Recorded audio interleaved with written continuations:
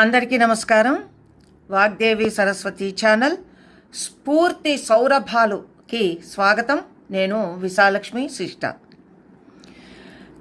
ఖండాంతరాల్లో నాగరికత కనువిప్పే నాటికే సభ్యతకు, సంస్కారానికి, నైతిక ధార్మిక ఆదర్శాలకి పేరుపడ్డది మన భరతఖండం.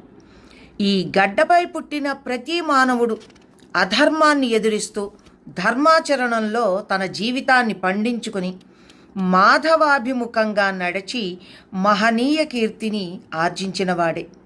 అలాంటి మహాత్ముల సన్నిధి మన సుఖ సంతోషాలకు పెన్నిధి. కనీసం వారి జీవిత ఆదర్శాలు మనసుల్లో మెదిలితే వాటి ప్రభావం మన మీద ఎంతో ఉంటుంది.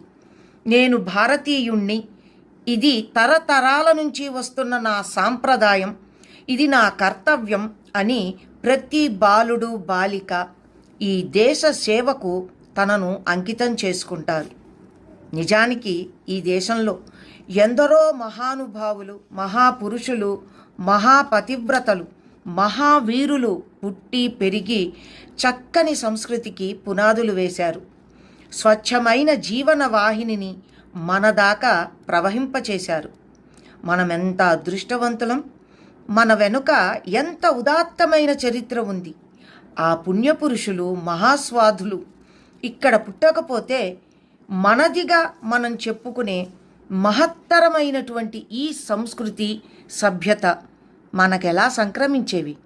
వాళ్లను అర్థం చేసుకోవడం, వాళ్ళ చరిత్ర మననం చేసుకోవడం, వారి ఆదర్శాలు స్మరించడం కూడా మనకు గొప్ప విజ్ఞానాన్ని అందించే విద్యాభ్యాసం.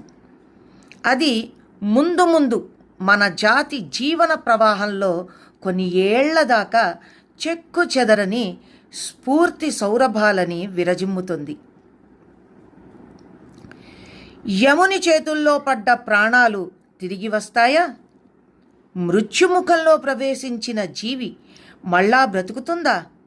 ఎలా బ్రతుకుతుంది? ఇవన్నీ అసంభవమైన విషయాలు కాదు. వినయ విధేయతలతో, పాతివ్రత్యంతో యమధర్మరాజును మెప్పించి భర్త ప్రాణాలను తిరిగి సంపాదించిన ఒక రాకుమార్తె మన చరిత్రలో ప్రముఖ స్థానాన్ని ఆక్రమించింది. మహాపతివ్రతగా కీర్తింపబడింది. 1 సంవత్సరం కంటే అతడు బ్రతకడు అని తెలిసి కూడా వివాహం చేసుకుని సిరి సంపదల్లో పుట్టినదైన భర్తతో ఆశ్రమంలో సామాన్య జీవనం గడిపింది. అటు అత్తమామల ఆదరాన్ని, ఇటు తల్లిదండ్రుల అభిమానాన్ని సమానంగా పొందగలిగిన ఆ యువతి ఎవరో తెలుసా? సత్యవంతుని భార్య సావిత్రి. అవును, సత్యవంతుని భార్య సావిత్రి. జాతస్య మరణం ధ్రువం అని భగవంతుని మాట. పుట్టినవాడు ఎలాగూ చావక తప్పదు. వయసు చెల్లిన వాళ్ళు మరణిస్తే అంతగా దుఃఖించవలసిన పని లేదు. కానీ పిల్లలు, యువకులు అకాల మరణానికి గురైతే ఎంతగానో దుఃఖిస్తాం. అయినా మనం చేయగలిగింది ఏమీ లేదు. ప్రాచీన కాలంలో మద్రదేశం సకల సంపదలతో తొలతూగుతూ ఉండేది. అశ్వపతి అనే రాజు ఆ దేశాన్ని పరిపాలించేవారు. ఆయనకు అన్ని విధాలా తగిన ఇల్లాలు మాళవి. ఆయన ప్రజలను కన్న బిడ్డల్లాగా చూసుకునేవాడు.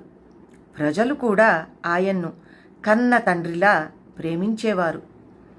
అశ్వపతికి భోగ భాగ్యాలలో ఏ కొరత లేదు. అయినా సంతానం లేకపోవడం వల్ల ఆయనకు సంతోషం కరువయ్యింది. ఆయన తనలో తాను ఇలా చింతించేవాడు, నా తర్వాత ఈ రాజ్యాన్ని ఎవరు పాలిస్తారు? రాజు లేకపోతే ప్రజలకు రక్షణ ఉండదు. అరాజకమైన దేశం దుష్టుల పాలవుతుంది. అప్పుడు ప్రజల కష్టాలు పాలవుతారు. ఇందుకు నేను ఏం చేయాలి? ఇలా చింతిస్తూ ఆయన ఎలాగైనా సంతానం పొంది తీరాలి అని అనుకున్నాడు. సంతానకాంక్షతో ధర్మపత్ని సమేతంగా ఆ అశ్వపతి సావిత్రీదేవిని ఉపాసించాడు. ఉపాసన 18 సంవత్సరాలు నిర్విఘ్నంగా కొనసాగింది. చివరికి దేవి ప్రత్యక్షమై వరం కోరుకోమన్నది. రాజు జగన్మాతకు సాష్టాంగ నమస్కారం చేసి, దేవి పుత్రుణ్ణి ప్రసాదించు అని ప్రార్థించాడు. దానికి, రాజా నీకు పుత్రిక కలుగుతుంది అని దేవి చెప్పింది. తన కోరిక పుత్రుడి మీదనే ఉన్నదని రాజు మళ్ళీ విన్నవించుకున్నాడు. అప్పుడు దేవి, రాజా నీవు కుమారుణ్ణి కోరి నన్ను సేవించావని నాకు తెలుసు. బ్రహ్మదేవుడితో ఈ విషయం ప్రస్తావించాను. ఆ దేవుడు నీకు పుత్రికనే అనుగ్రహించాడు. నీకు కలుగబోయే కుమార్తె మహాపవిత్ర చరిత్ర. ఆమె సౌశీల్య ప్రభావం వల్ల తర్వాత నీకు కొడుకులు కూడా పుడతారు అని చెప్పి అంతర్ధానమయ్యింది. తర్వాత కొంతకాలానికి మాళవి గర్భం ధరించి శుభలగ్నంలో పుత్రికని ప్రసవించింది. సావిత్రీదేవి వరప్రసాదం కాబట్టి రాజు బిడ్డకు సావిత్రి అని నామకరణం చేశాడు. రాజదంపతులు గారాబంతో అమ్మాయిని పెంచుతున్నారు. శుక్లపక్షంలో చంద్రకళలాగా సావిత్రి దినదినాభివృద్ధి పొందింది. చదువులోనూ సౌందర్యంలోనూ సౌశీల్యంలోనూ ఆమె సాటిలేని మేటి అనిపించుకున్నది. క్రమంగా సావిత్రికి పెండ్లి వయసు వచ్చింది. అశ్వపతి కుమార్తెకు అన్ని విధాలా తగిన వరుణ్ణి అన్వేషించే ప్రయత్నం ప్రారంభించాడు. సాళ్వ దేశానికి రాజు ద్యుమత్సేనుడు. ఆయన కొడుకు సత్యవంతుడు. అతడు అందంలో మన్మధుణ్ణి మించినవాడు. గుణవంతులలో అతనితో సమానుడు మరొకడు లేడు. ఆ రాజపుత్రుణ్ణి గూర్చి కర్ణాకర్ణికగా విని సావిత్రి అతనిపై వలపు పెంచుకున్నది. అయినా సిగ్గు వల్ల ఆమె ఎవరితోనూ తన అభిప్రాయం వెల్లడి చేసింది కాదు. ఇలా కొన్ని రోజులు గడిచిపోయాయి. ఒకరోజు త్రిలోక సంచారి అయిన నారద మహర్షి అశ్వపతి చెంతకు వచ్చాడు. రాజు మునీంద్రుణ్ణి యథావిధిగా పూజించాడు. ఇంతలో శృంగారాధిదేవతలా ఉన్న సావిత్రి చెలికత్తెలతో విలాసంగా విహరిస్తూ అక్కడికి వచ్చి తండ్రికి మునీంద్రుడికి నమస్కరించింది. నారదుడు ఆమెని చూచి, రాజా పెళ్ళియీడు వచ్చిన ఈ కన్యకకు తగిన వరుణ్ణిచ్చి వివాహం చెయ్యకుండా ఇలా ఎందుకుంచావు అని ప్రశ్నించాడు. దానికి మునీంద్ర, ఆ ప్రయత్నంలోనే ఉన్నాను అని రాజు సమాధానం చెప్పాడు. తరువాత కుమార్తెని చూచి, అమ్మా అదే పనిగా అంతటా వెతుకుతున్నాను, కానీ నీకు తగినవాడు కనిపించలేదు. నీకు నచ్చినవాణ్ణి నీవే కోరుకో, సంతోషంగా వివాహం జరిపిస్తాను అని చెప్పాడు. సావిత్రి సిగ్గుతో తల వంచుకున్నది. అయినా తన కోరిక ప్రకటించటానికి తగిన సమయం అదే కాబట్టి సిగ్గును కాస్త పక్కకు నెట్టి సత్యవంతుణ్ణి తాను ప్రేమించిన విషయం మెల్లగా తెలియపరిచి ఇలా అన్నది, నాన్న, ద్యుమత్సేన మహారాజు దైవయోగం వల్ల కన్నులు పోగొట్టుకున్నాడని, రాజ్యం కూడా శత్రువుల వశమైందని, భార్యాపుత్రులతో కూడి అతను ఇప్పుడు అడవులలో నివసిస్తున్నాడు అని నాకు తెలిసింది. అయినా ఆయన కుమారుణ్ణే నేను మనసారా ప్రేమిస్తున్నాను అన్నది. అశ్వపతి నారదుణ్ణి చూచి, మునీంద్ర, 3 లోకాలలోనూ మీకు తెలియని సంగతి లేదు. సత్యవంతుని గుణం, రూపం, శీలం మొదలైన విశేషాలను దయచేసి వివరించండి అని ప్రార్థించాడు. దానికి నారదుడు ఇలా చెప్పాడు, రాజా, మీ అమ్మాయి కోరుకున్న రాజకుమారుడు ఎప్పుడూ సత్యమే పలుకుతాడు కాబట్టి సత్యవంతుడు అని పేరు పొందాడు. అతన్ని చిత్రాశ్వుడు అని కూడా అంటారు. అతడు మహా తేజస్వి, మహాబుద్ధిమంతుడు, మహాశూరుడు. సౌందర్యంలో కానీ సౌజన్యంలో కానీ అతన్ని మించినవాడు మరొకడు లేడు.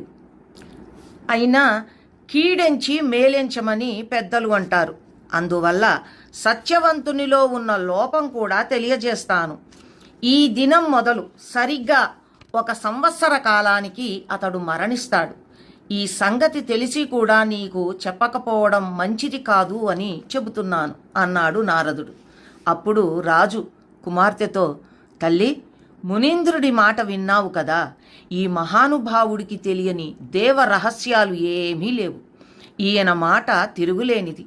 సంవత్సర కాలానికి మృత్యువు వాతపడే భర్త నీకెందుకమ్మా? నా మాట విని మరొక వరుణ్ణి ఎన్నుకో అని అన్నాడు. అప్పుడు సావిత్రి, నాన్న, నా మనస్సు సత్యవంతుడి మీద దృఢంగా లగ్నమై ఉంది. ఒకరిపై ఉన్న ప్రేమను మరొకరిపైకి మళ్లించడం కులకన్యలకు ఎంత మాత్రం తగదు. ఏది ఏమైనా సరే, నా మనోనిశ్చయం మారదు. నేను త్రికరణ శుద్ధిగా సత్యవంతుణ్ణే వరించాను. ఏ పరిస్థితిలోనూ మరొకని వరించలేను అని నిక్కచ్చిగా చెప్పింది. ఆ మాటలు విని రాజు విభ్రాంతి చెందాడు.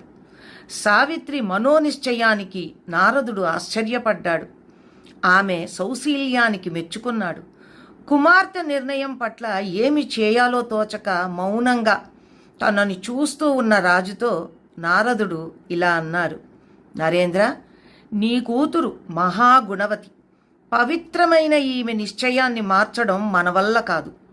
ఈమె కోరిక మన్నించి సత్యవంతుడితో వివాహం జరిపించు. ఈమె చేసిన పుణ్యం వల్ల చివరికి మేలే జరుగుతుంది అన్నాడు.